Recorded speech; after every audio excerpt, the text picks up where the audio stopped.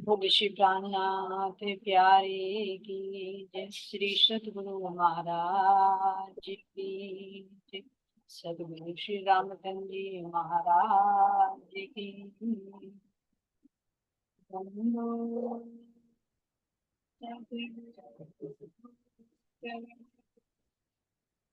करूँ सो प्रेम प्रणाम, अशुभ हरण मंगल करण, धन श्री देव चंद्र जी नाम।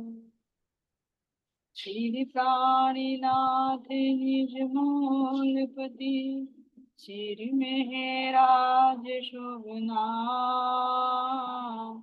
तेज कुंवर श्यामा युगल को, पल पल करो प्रणाम। पिया जी को पल पल करो प्रणाम। श्री प्राणीनाथ तुम सत्य हो, तुमसे चलत जहाज। मैं अधीन करनी नहीं, बहादुर की लाज, बहादुर की लाज। बोले श्री प्राणनाथ प्यारे की धाम के की। शास्त्री आत्मा के दामिते में विराज, प्राण प्रियतम प्राण बंधन के मुनि चरण। शास्त्री राजी महाराज जी के पढ़ने से हम अपने रामचंद्र महाराज जी की गीता का सर्वे कर रहे हैं।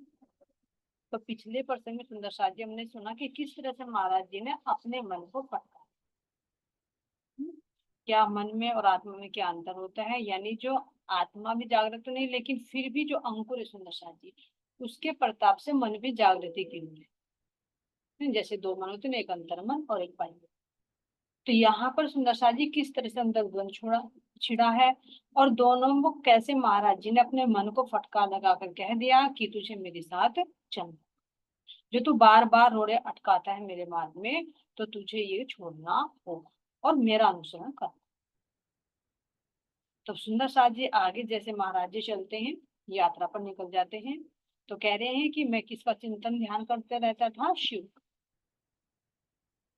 तो जिसका ध्यान चिंतन करेंगे तो दर्शन जरूर देंगे। तो तभी उन्होंने कहा कि कैसे जब मैं ध्यान अवस्था में एक बार आधी रात्रि को बैठा था, तो कैसे मुझे उस दिव्य, अभी दिव्य महापुरुष ही बता रहे कि उन्होंने मुझे किस प्रकार से दर्शन, कि कैसे एक सामने एक नूर प्रकाश प्रकट हुआ, उस प्रकाश के अंदर एक आकृति बनती हुई नजर आई। पहले क्या कहा कि वो धुंधली धुंधली सी थी, लेकिन फिर उसके बाद वो स्पष्ट नजर आई। और उस दिव्य पुरुष ने प्रकट होकर क्या कहा कि आप मुझे फकीरी देखिए। लेकिन जैसे महाराज जी की वार्तालाप हो रही है, तो महाराज जी अपने ही मुखारबिंद से बता रहे हैं कि मेरे हाथ में अभी भी मरोड़ था। कौन सा हाथ में? तो सुंदर साथ जी बाया, है ना। तो जो बाया हाथ था, यानी लेफ्ट हैंड था, जो उसको महाराज जी कह रहे कि मेरा वो हाथ मरोड़ा हुआ था, और मुझे ये कहा कि मुझसे फकीरी नहीं। लेकिन तुरंत महाराज जी ने क्या उत्तर दिया यहाँ पर, किससे किससे लेने योग्य ना कोई, दिखता उत्तर शीघ्र दिया। महाराज जी कह रहे हैं कि जैसे मुझे उन्होंने कहा कि मुझसे फकीरी ले लो, तो मैंने तुरंत उत्तर कि भाई किससे ले ले फकीरी, यानी किसको अपना गुरु बना ले हम, किससे ले ले वो दीक्षा, कोई योग्य तो दिखे। और पहले तो सामने वो स्वरूप भी नजर नहीं आ रहा, अभी पहचान ही नहीं हो रही भाई कौन है, शिव जी है, विष्णु है, ब्रह्मा है, कौन से है, अभी कोई स्वरूप भी नजर नहीं आ रहा। तो महाराज जी ने तुरंत कहा कि मुझे कोई दिखे तो। पानी सदा छान कर पिए, गुरु जान कर करना ठीक, अपनों को तो बड़ों बड़ों ने अक्षर दी है ऐसी सीख। तो महाराज जी बोल रहे हैं दिव्य पुरुष, और क्यों बोल रहे सुंदर साथ जी, क्यों सुना रहे हैं हमें? हमें शिक्षा है, हमारा मार्गदर्शन करना, कि भाई हमने तो बड़ों बड़ों से ये सुना है कि गुरु करो जान और पानी पियो छान। कैसे सुंदर सा दिखाया जाता है ना, कहावत है कि जैसे पियो पानी वैसे हो वाणी, जैसा खाए अन्न और वैसा हो मन, है ना। तो तामसिक अन्न खाएंगे तो हमारे अंदर तामसिक वृत्ति बनेगी, और पानी भी सुंदर सा जी अगर गंदा पानी पियेंगे तो हम बीमार पड़ जाएंगे। इसी तरह से महाराज जी कह रहे हैं कि गुरु भी पहचान कर ही करना चाहिए, है ना। पहचान कैसे हो सुंदर सा जी, जब हम ही अभी जागृत नहीं है, हम ही अभी अज्ञान अवस्था में, तो गुरु की पहचान कैसे। तो ये पहले भी सुंदर सा जी खुला था कि जैसे हर कोई अपने आप को बड़ा बता, है ना। अब ढूंढते फिरे किसी में कुछ किसी में कुछ, लेकिन मेन पॉइंट होता है उनकी पद्धति। जैसे हरिद्वार में आया था, तो हरिद्वार में जब महाराज जी से साक्षात हुआ तो सभी ने अपनी पद्धति बताई थी। हमारा गोत्र क्या है, हमारा क्षेत्र क्या है, हमारा मंत्र क्या है, हमारे इष्ट क्या है, हमारी तीर्थ क्या है, सब चीजें बताई। कहाँ से उत्पत्ति हुई है, कहाँ तक हमारा स्थल है, मुक्ति स्थल। तो इस तरह सुंदर सा जी पद्धति को जानकर पहचान कर सकते हैं, और फिर उस पद्धति पर भी जो चलता हो तो उसके पास उसकी पूर्ण जानकारी। ये नहीं पद्धति पर तो, संप्रदाय पर तो बहुत चल जाएंगे, लेकिन क्या जरूरी है सभी जान। तो इसलिए महाराज जी यहाँ पर वाणी के अंदर भी सतगुरु महाराज जी की पहचान बताई गई। सतगुरु आको कहिए जो देवे अगम की बात, इन उल्टी से उल्टाए के व्यापारे में करे सर्व। यानी सतगुरु किसे, जो इस संसार से हटाकर परमात्मा की तरफ, ना कि वो संसार की तरफ नहीं। भाई ये कर लो, वो कर लो, है ना, तुम्हारी नौकरी लग जाएगी, अपना ये बिजनेस कर लो या ऐसा कर लो, यानी लौकिक में से ना लगाए, लौकिक से हटाकर परमात्मा की तरफ। और जो उस अगम की गम थे, जिसको वेदों ने भी आज तक अगम अगोचर कहकर वापस फिर गए, जिसको मुसलमान भाई भी आजकल कह रहे हैं वो तो निर्गुण है, निरंजन निराकार है। तो उस अगम की भी पार की जो गम थी, और उसकी गम देकर सुंदर शाह जी हमारी वृत्ति को अपने बल से इस माया से हटाकर परमात्मा की तरफ को सन्मुख। ऐसे नहीं कि मान लीजिए भाई मैं कहीं सुनने से किसी के पास चली गई, अरे उस गुरु के आशीर्वाद से तो बहुत काम होते हैं भाई, वो तो रिद्धि सिद्धि बहुत करते हैं। ऐसे नहीं सुंदर शाह जी, पहचान होनी चाहिए कि आखिर वो तत्व जो ब्रह्म तत्व है, परम तत्व है, उसकी जानकारी है उनके पास या नहीं, मेरी आत्मा को उससे संतुष्टि मिलती है या नहीं। ब्रह्म की पहचान महाराज ने बहुत सारी वाणी में दी है शादी की, भाई जिसको तुमने सतगुरु बनाया है उनसे जाकर पूछो तो सही कि जब हमारा ये तन छूटेगा तो हम जाएंगे कहाँ। पूछो सुंदर साहब। जब भी कोई कहता है तुम्हें भाई गुरु बना लो, ये गुरु बहुत है, तो कहीं हाँ भाई कोई बात नहीं, गुरु बना लेंगे, तुमने बना रखा है तो पहले तुम ही बता दो मुझे कि हमारा मुक्ति धाम कैसे, जैसे हमारा तन ये छूटेगा तो फिर हम कहाँ जाएंगे, कौन सा हमारा रास्ता। पहले उसी से पूछो ना, उसी से इंट्रोडक्शन लो। जो कहने के लिए आ रहा है भाई तुम चलो हमारे गुरु को बना लो, हमारे गुरु तो बहुत ज्ञानी है, बहुत महान है, और लाखों करोड़ों की भीड़ लगती है वहां पर, तो है ना। तो पूछे तो उनसे कि भाई मुझे ये बताइए कि तुम्हारे पास जो मंत्र है, मंत्र रूपी जो टिकट है, तुम जाओगे कहाँ, यानी हमारी चेतना फिर निकल कर जाएगी कहाँ, उस स्थान को बताइए। तो अंदर से महाराज जी कह रहे कि प्रश्न करे, जो भी अंदर जिज्ञासा है। और अगर तुम्हारे उन प्रश्नों का उत्तर तुम्हें मिल जाता है, हर एक संतुष्टि का अनुभव होता है, तो वास्तव में गुरु बनाने लायक है। और सुंदर साथी अगर रियलिटी में देखे तो यहाँ पर वो दिव्य शक्ति जिस महापुरुष के अंदर होती है वही सतगुरु कहलाता है। सतगुरु मेरे श्याम जी, अगर मूल में देखेंगे तो एक पूर्ण ब्रह्म परमात्मा के अलावा कोई और है ही नहीं। वो सत्य ज्ञान देने वाला कौन, आखिर उस परमात्मा के हृदय की बातों को कौन प्रकट कर सकता है। ब्रह्म के अलावा कोई नहीं। तो इसी बात को पकड़कर यहाँ पर कहावत भी हो जाती है, अरे भगवान ने किसी को अपनी बागडोर किसी के हाथ में नहीं दी, वो किसी को अपना राज नहीं बता, उसको कौन कोई नहीं जान पाया आज। वास्तव में जान नहीं पा सुंदर साजी, लेकिन धनी ने अपनी आत्माओं को जनवा दिया, अपनी पहचान करवा दी। जो ये बोलते हैं कि परमात्मा को किसने देखा है, परमात्मा ने किसके हाथ में बागडोर दी गई है, अपनी आत्माओं के हाथ में। वो जीव के भाव है, जीव के कथन, क्योंकि जीवों को पता ही नहीं। लेकिन हम ब्रह्मात्मा भी तो मूल में देखे सुंदर साजी, हम भी खामोशी में, जागृत तो केवल हमारे धनी हैं। तो अगर हम कहें कि तुझे आत्मा दे रही है या हमारी श्यामा जी दे रही है, तो श्यामा जी कह रही कि मेरे अंदर से बैठ कर धनी दे रहे, मैं उनको खोजती फिर रही हूँ। फिर इंद्रावती देख रही है कि मेरी श्यामा जी भी उनके हुक्म से दे रही, वे अंदर में बैठे तब उन्होंने दिया है। सतगुरु शंकर था, तो उन्होंने क्या कहा कि सतगुरु मेरे श्याम जी, इसलिए कहा गुरु का गुरुत्व मोल मिलाप में। जो गुरु का मूल तत्व है वो मोल मिलाप में मेरे मेरे प्रिय। ये सुंदर साथ जी, केवल एक पूर्ण ब्रह्म परमात्मा ही वास्तव में सत्य ज्ञान को प्रकट कर सकते हैं, इसलिए वो ही सतगुरु कहलाते हैं। और जिस आत्मा के ऊपर बैठकर, जिस तन को एक माध्यम बनाकर वो अपने ज्ञान को प्रकट करते हैं, तो वास्तव में वो यहाँ पर भी वो भी सतगुरु कहलाते हैं। आगे सतगुरु है, जो सतगुरु है। तो वो भी तन का महत्व कब बनता है, जब उनके अंदर वो परम तत्व मौजूद है। पूरे तन से नहीं, तन तो सबके एक जैसे होते, लेकिन वो जीव अपने आप के तन को भी तपा तपा कर उस लायक बना रहे, जैसे हमारे रामचंद्र महाराज जी बना रहे, क्योंकि इनके अंदर भी दान धन्य विराजमान है। तो जो जो अपने आप को तपाएगा, उस मार्ग पर चलेगा, उस मंजिल तक पहुंच जाएगा, तो धनी तो सहरग से नजीक है, प्रकट हो जाएंगी बाहर। तो कौन देगा वो ज्ञान, परमात्मा दे सकता, कोई और नहीं। तो इसलिए कहा कि जो तुम्हें जहां से तुम्हारे प्रश्नों का जवाब मिलता हो, और उस जवाब को सुना जी, ध्यान देना, हम प्रश्न पूछेंगे लेकिन गोल मटोल करके, ऐसे टाल मटोल करके, ऐसे घुमा फिरा कर बोलेंगे कि हमें पता ही नहीं चलेगा, हमें लगेगा बात सत्य है। लेकिन जब तक आत्मा गवाही ना दे, जहां का अंकुर होता है वहां मिलते ही तुरंत आत्मा से पुकार आ जाती कि हाँ मुझे कुछ शांति मिली, तो समझो वास्तव में वो मेरा सतगुरु कहलाने लायक है, उससे मुझे आगे का रास्ता मिल सकता।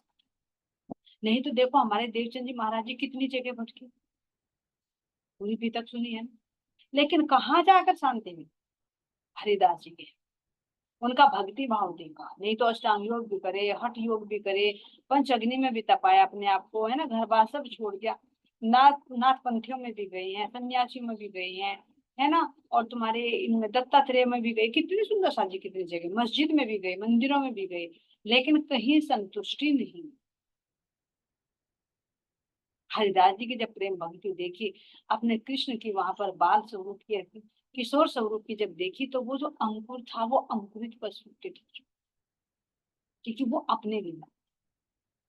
और जब श्रीमद् भागवत कथा फिर सुनने लगे, तो सुनते सुनते अंदर की दृष्टि खुल गई। तो यानी जहां जिसका संबंध होता है वहां उसकी आत्मा को तृप्ति मिलने लगती है, उसको आनंद आने लगता है, तो समझ लो कि यही मेरा सतगुरु, इससे परम तत्व की जो प्राप्ति। तो इसलिए सतगुरु महाराज जी भी यहाँ पर खोज में निकल रहे हैं कि मुझे गुरु मिल जाए कोई ऐसा। लेकिन यहाँ महाराज जी कह रहे हैं कि मुझे ऐसा कोई गुरु मिले तो जो मेरे संशय का निवारण करे, कोई मुझे दिखता हो कि हाँ गुरु बनाने लायक है, तो तभी तो मैं गुरु बना। कोई खिलौना थोड़े कि आज ये लिया कल दूसरा बदल दिया। क्योंकि श्रद्धा भाव होता है, पूर्ण समर्पण किया जाता है। इसलिए कहा कि पहले सोच समझ कर सतगुरु कर ले, और जब एक बार तृप्ति हो जाए, संतुष्टि हो जाए, तो फिर शंका ना। ऐसे सुंदर साथी भी महाराज यहाँ सतगुरु की खोज में है। तो उन्होंने कहा कि पानी सदा छान कर पिए और गुरु जानकर करना ही ठीक। दिव्य पुरुष इतने सुन करके फौरन अंतर ध्यान हुए, विषय से भरे हुए हम मन ही मन रीझ गए। देखिए सुंदर शादी क्या कह, दिव्य पुरुष इतनी सुन, महाराज जी कह रहे हैं कि मैंने इतनी बात कही कि भाई अपने बड़ों से तो हमने ये सीख पाई है कि पानी सदा छान कर पियो और गुरु पहचान कर करो, है ना। तो मुझे ये तो बताओ, जब कोई मुझे योग्य ही नहीं मिल रहा है तो मैं किससे दीक्षा लूं, और तुम भी मुझे नजर नहीं आ रहे, क्योंकि तो दुधला दुधला सा था, कुछ पहचान ही नहीं हो पा रही, तो मैं कैसे किससे दीक्षा लूं, मुझे ये तो बता कि किसका किससे फकीरी ले लूं। तो जैसे ही महाराज जी के मुखार में इनसे ये बातें सुनी, तो महाराज जी कह रहे वो दिव्य पुरुष तो उनका ध्यान। और अब क्या कह रहे सुंदर साथ जी, हम विस्मय से भरे कि अरे वो दिव्य, अभी जो इतना दिव्य प्रकाश मेरे सामने था, उस दिव्य प्रकाश के अंदर वो मैं प्रतिमा देख रहा था, जिससे मुझे एक आवाज सुनाई दी थी कि मुझसे फकीरी ले लो, तो सब कुछ अंतर ध्यान हो गया। मुझे बड़ा आश्चर्य हुआ। लेकिन फिर क्या कह रही हैं, मन ही मन हम रीझ गए। अब किस पर रीझ गए? यानी यहाँ पर प्रसन्नता छा गई। क्या प्रसन्नता छा गई कि हाँ, मैं जिस मार्ग पर चल रहा हूँ ना, तो वो मार्ग मेरा सरल होता जा रहा है, कि इस दिव्य शक्ति ने, अभी पता नहीं कौन है, लेकिन दर्शन दी। और दर्शन देकर मुझे कहा कि फकीर बनो। तो जो मेरे अंदर इच्छा है ना, गुरु प्राप्त करने की, परमात्मा को पाने के, भी पीछे भी कहा था ना कि देखते हैं वो मालिक कब अपनी मेहरबान कब होता है, कब वो मेरे दिल में जो इच्छा है कब पूरी करता है। अभी कहकर चले थे ना यात्रा पर, तो लगा कि मेरे दिल में जो इच्छा है वो पूर्ण होने वाली है, तभी तो प्रकट होकर मुझे कहा है कि फकीरी ले लो। यानी मेरा मार्ग, मैं सही दिशा में चल रहा हूँ, और परमात्मा मेरे बहुत नजदीक है, दूर नहीं, खोजने की बस। तो इसलिए कह रहे कि उस दिव्य प्रकाश को, उस अनुभूति को पाकर मैं रीझ गया, यानी प्रसन्न हो गए, खुश हो गए। जैसे सुंदर सा जी, अगर अनुभव में एक झलक भी मिल जाए तो कितनी प्रसन्नता चाहती है। देवचंद जी महाराज जी के अंदर देखो, जब ब्रज में दर्शन दिए थे तो कितना एक मनोबल बढ़ा। जब मारवाड़ में, रेगिस्तान में दर्शन दिए तो कितना एक मनोबल बढ़ा। अरे, वही मेरे खावन थे, मैं तो उसी को भोग लगाऊंगा। और पता लग गया कि मेरे पास में है तो मैं खुश हूँ। दूर ब्रज के दर्शन हुए तब और मोटिवेशन हुआ। इस तरह से ये जो अनुभूतियां होती रहती हैं, तो इससे आत्मा को और बल मिलता, पग पग और बढ़ते रहते हैं। तो इसी तरह से यहाँ सतगुरु महाराज जी कह रहे हैं कि मैं बहुत प्रसन्न हुआ, है ना, क्यों रिझ गया, क्यों खुश हुआ, कि मेरी मंजिल अब दूर है। यानी ये मुझे दिव्य जो शक्ति की नजर आई है, तो एक ना एक दिन वो परमात्मा मेरे सामने प्रकट होंगे। जैसे कह लेते ना कि थोड़ा सा तो एक ट्रायल है ना, अभी आगे तो कुछ और होना है ना, तो कितनी खुशी होती है थोड़ी सी अनुभूति मिल जाए। तो इसलिए महाराज जी कह रहे कि हम यहाँ पर रीझ, वहां हमारी छूटी जैसे ये हमको महसूस हुआ, एक तमाशा सा हो करके सारा वही विलीन हुआ। वहां हमारी छूटी जैसे, तो जैसे ही वो अंतर ध्यान हुए तो महाराज जी को अनुभव हुआ, एहसास हुआ कि हाँ, जो मेरी बाह पकड़ रखी थी ना, तो ये बाह मेरी छूट गई, जो पीछे को मरोड़ रखी, तो ये बाह मेरी छूट गई। क्यों पकड़ी थी बाह सुंदर साथ ने, जो बहुत गहराई में ध्यान में डूबे हुए थे, तो उनको सेंस मिला। तो अब जब उन्होंने दर्शन कर लिए, तो दर्शन करते हुए अंतर ध्यान हुए, तो महाराज जी कह रहे कि मुझे एहसास हुआ कि अब मेरी उस शक्ति में बाहर ही छोड़ दी। यह हमको महसूस हुआ, और एक तमाशा सा होकर के सारा वही मिले।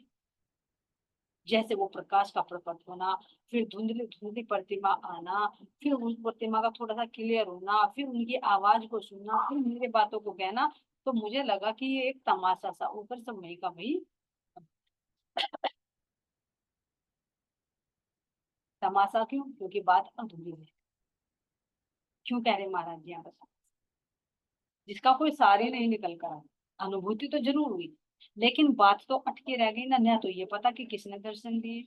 अब उन्होंने कहा बाबा फकीरी ले लो, तो अब ये नहीं बता फकीरी ले ले किससे, बात अधूरी रह गई ना। तो जैसे पीछे भी आया था सुंदर साथ जी, वो प्रसंग आए थे ना कई जगह, उन्होंने कहा कि जैसे मेरे साथ में मखौल हो रहा है, मजाक हो रहा है ना, काल मेरे साथ में मखौल कर रहा है। तो ऐसे ही महाराज जी कह रहे कि परमात्मा मेरे साथ में मखौल कर रहा है, कि अगर भाई दर्शन देने थे तो पूरी बात बता कर जाते।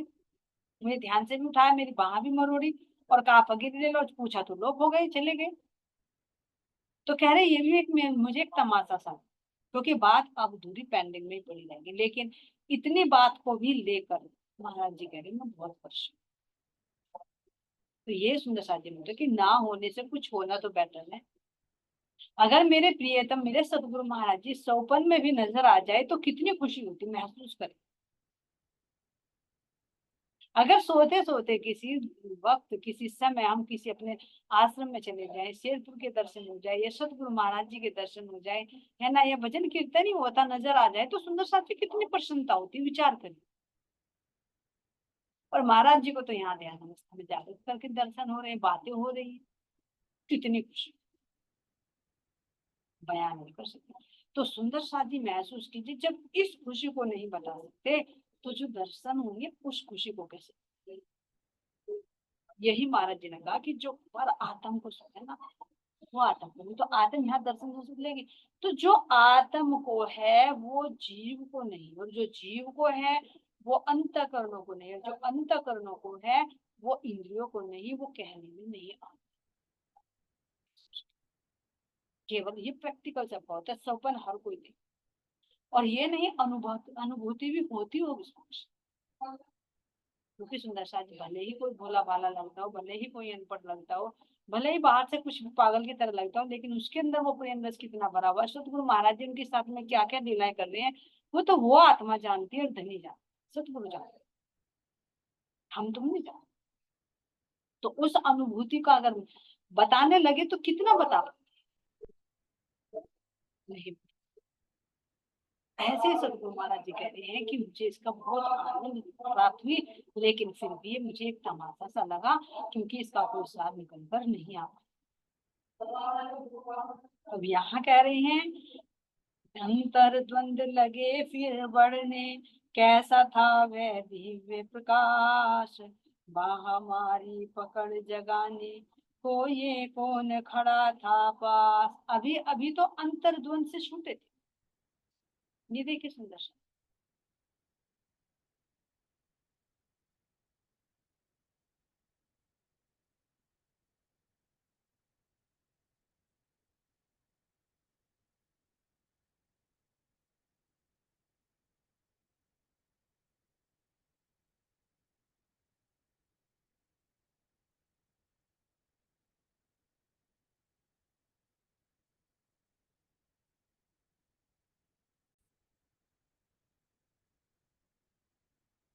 है ना, तो देखे सुंदर सा जी, अभी अभी कौन सा अंतर द्वंद था, जब वो आसन पर बैठे थे महाराज जी और वहां संगीत की आवाज सुनाई दी तो वहां चलकर चले गए थे, तो पूरी रात अंतर्द्वंद छिड़ा, है ना। तो उस युद्ध से हटे, तो अभी कुछ आगे चले तो दिव्य प्रकाश नजर आया, फिर महाराज जी कह रहे फिर उसे उधेड़ बुन, फिर अंतर में द्वंद छिड़, कौन सा द्वंद छिड़ गया, अरे कौन था ये दिव्य प्रकाश, कौन थे दिव्य पुरुष जिन्होंने मेरी बाह पकड़ी और मुझे ध्यान से हटाकर बाहर निकाला। ध्यान से यानी मुझे जागृत किया, मेरी बाह पकड़कर और मेरे सामने मेरे पास आकर खड़ा हुआ है, तो कौन था ये दिव्य। एक एक ये सुंदर शाह जी बहुत स्टेप है जागने का, इस चीज को नोटिस रखना जिसको हम इग्नोर करते हैं। कोई भी प्रसंग हमारे सामने आ रहा है तो हम उसकी तह तक उतर जाए, कहते हैं ना जैसे कि बाल की खाल निकल ले आए, कि उसकी जड़ तक पहुंच जाए, कोई भी चाहे धीरे धीरे धीरे धीरे चाहे संसार की बात सुनो तो उसके मूल तक पहुंच जाते हैं। और धीरे धीरे जब हम चलने लगते हैं तो ये वृत्ति बन जाती है, तो हम आध्यात्मिक ज्ञान को खोज करने लगते हैं, क्योंकि पैठ में गहराई में खोज करना है। जैसे कहते हैं ना कि सागर के तलहटी में हीरे मोती छिपे, ऐसे ही सुंदर सा जी हमें हर चीज का मंथन करना। और जब हम किसी चीज की गहराई में चले जाते हैं ना, मान लीजिए प्रैक्टिकल में ही देख लीजिए, अगर मुझे पता कि केएल भाई मेरे से मैंने कोई बात की और मैंने उसकी बात को बहुत गहराई से विचार किया, बहुत गहराई से उतर गए, सब कुछ बोल, तो मेरा जो अंतर मन है, जो आत्मा से प्रेरित हो रहा है, जो अंदर वो शक्ति है, तो वो तुम्हारे सामने ला देगी, तुम्हें पता चल जाएगा कि हाँ उस बंदे ने यहाँ पर ये झूठ बोला, क्यों बोला, उसका कारण तक पता चल। यहाँ जो कहते हैं ना भाई ये पत्र बताता है, ये पूछता है, ये यही तो सिद्धियां करते हैं कि भाई दूसरे के मन की बात जाने, तो उसके अंदर पहुंच, तो उसके अंदर पहुंचने से पहले पहले अपने अंदर उतरना, पहला अपने अंदर उतरो, अपने अंतर मन को जागृत करो, जब अंतर मन को जागृत करेंगे तो बाहर की सारी चीजों को पकड़ लेंगे। और बाहर वाला ये सोचेगा, मान लीजिए केल भाई है, ये सोचे कि मैंने तो आदमी का पागल बना दिया, उन्हें तो पता ही नहीं, मैंने तो झूठ बोल दिया, लेकिन ये नहीं पता कि तुम्हारे झूठ बोलते बोलते उसी शब्द में से वो वास्तविकता निकल कर मेरे पास में। और मन में क्या आएगा, अरे पता नहीं इसे कहाँ से पता चलेगा, उसने बताया होगा, उसने बताया होगा, इसने बताया होगा, ऐसे घूमते रहोगे, लेकिन उसका नहीं पता कि बताने वाला कौन। तो ये सुंदर सा जी मेन पॉइंट है कि जब हमें किसी की तलहटी में जाना हो तो उस पॉइंट को तो अंदर तक तह तक। तो ऐसे ही तो कर रहे महाराज जी, यहाँ पर फिर द्वार से द्वंद छिड़ गया, और कितने घंटे तक एक ही बात नहीं देख। और हम एक चुटकी में कोई बात आती है तुरंत वो चले, फिर दूसरी बात उठा ले, फिर वो हटी, फिर दूसरी बात उठा ले, फिर तीसरी बात।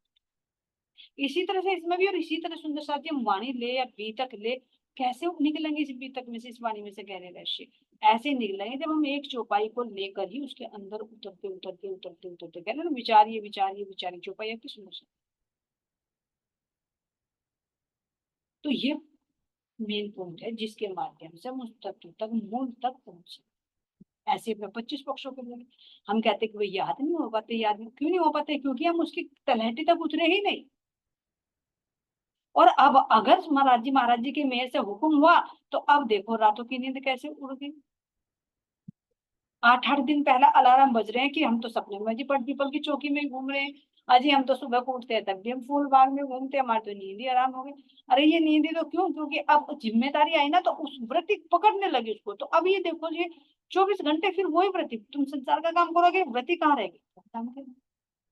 तो क्यों, क्योंकि जब तक हम इग्नोर करते हैं तो सोचते हैं नहीं, लेकिन जब ये दिख गया कि हाँ तुझे करना है, मन ने ले लिया तुझे करना है, तो मन बल देगा। और जब मन को पता तुझे करना है तो घूमेगा आराम से अपने संसार में, मौज मस्ती कर तू होता रहेगा अपने यहाँ। ये है तो सुंदर साथ जी, ये मन का कार्य है, बाह्य मन का। इसमें तुम्हारा नहीं, मेरा भी मन, सबका मन होता है। जब इस पर कोई जिम्मेदारी होता है तो ये भागता है, इसके अंदर कहाँ से बल आता है। समय ना होते हुए भी वो कर जाता है, जब भी 24 घंटे ही होते हैं। और जब नहीं करना होता तब भी 24 घंटे हैं, फिर कहाँ बिताता है ये समय को, जब लापरवाही करता है। तो इस मन को देख लेता है, कितनी तीव्रता आती है, कितना बल है इसके अंदर। जब इसे ये अंदर से पता लग गया ना कि तुझे करना है, अपना समझ तो करेगा। और जब तक पराया समझ रहा है तो आराम से संसार। तो ये मन है समझ, इस मन को पल पल देखे, क्योंकि जहां मन को देखने लगे वही आत्मा जागृत खड़ी होने लगी, क्योंकि वो दृष्टा भाव आने लगे। लेकिन अभी हम दृष्टा नहीं है, केवल कर्ता बने, मन से एक रूप होकर मिलेंगे। और जिस दिन हम अलग हटके मन को देखने लगे तो फिर देखने वाला कौन है, देखने वाली मैं आत्मा। तो धीरे धीरे धीरे धीरे इस आत्म स्वभाव में आना शुरू हो जाए। तो महाराज जी यहाँ फिर कह रहे कि फिर मेरे अंदर द्वंद ये छूट, अंदर का द्वंद, अंदर का युद्ध, बाहर से किसी का युद्ध नहीं, सुंदर से अंदर का द्वंद लगे फिर बढ़ने। कैसा था वह दिव्य प्रकाश, वहां हमारी पकड़ जगाने क्यों को ये कौन खड़ा था पास। भाई मेरी बाह पकड़कर मुझे जगाया तो कौन था जो मेरे पास खड़े थे।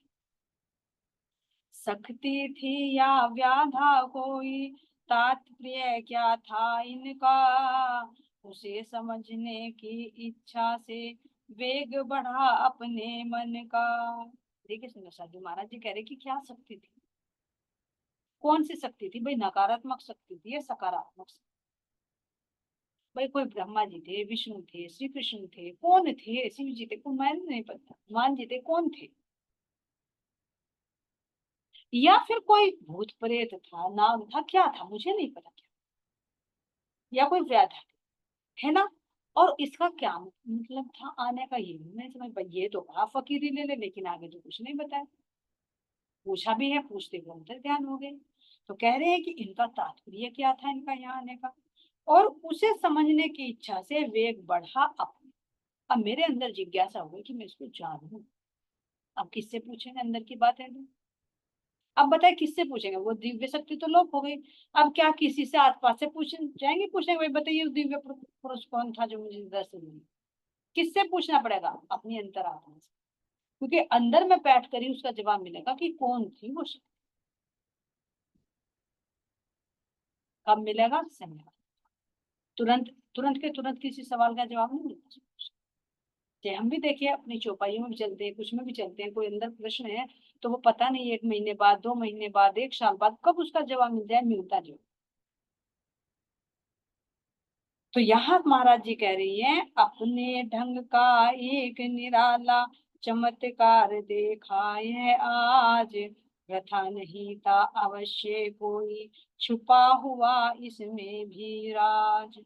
कह रहे महाराज जी कि एक अपने ढंग का एक निराला, जो अपने ही ढंग से एक निराला था, ये आज एक नया चमत्कार। मेरे साथ। और क्या कह रही है कि ये कोई बेकार में नहीं कि कोई ऐसी शक्ति आए तुझे दर्शन देकर चली, वृथा नहीं, बेकार में नहीं है। कोई ना कोई इसके पीछे कुछ राज जरूर छिपा हुआ। आखिर जब मैं ध्यान में बैठा था आधी रात में, वो कौन सी वो शक्ति थी? कोई प्रेत बाधा थी, कोई दिव्य शक्ति थी, क्यों आई थी? इसके पीछे कारण तो है, बिना कारण कुछ कार्य नहीं। लेकिन फिर भी महाराज जी फिर अंदर में खुशी है कि कम से कम उस दिव्य शक्ति के दर्शन तो, किसी ने कहा तो फकीरी ले लो, यानी मेरी आवाज उस तक जा रही है, वो है पल पल मेरे साथ। खुशी भी है और अंदर में प्रश्नों का भी बवंडर उठ रहा है कि इसके पीछे राज तो जरूर है, कुछ ना कुछ, बिना कारण तो नहीं हुआ है कार्य। तो अब ये कह रहे महाराज जी, क्या कह रही हैं? नहीं इशारा किया किसी का, किसको गुरु बनावे हम, जब दर्शन का कष्ट किया तो बतलाते तो कम से कम। कह रहे भाई दिव्य पुरुष ने जब मुझे दर्शन दिए हैं, तो कम से कम जब ये कहा कि फकीर ने तो गुरु बना, तो ये तो बता देते कि गुरु किसको बनाए हम।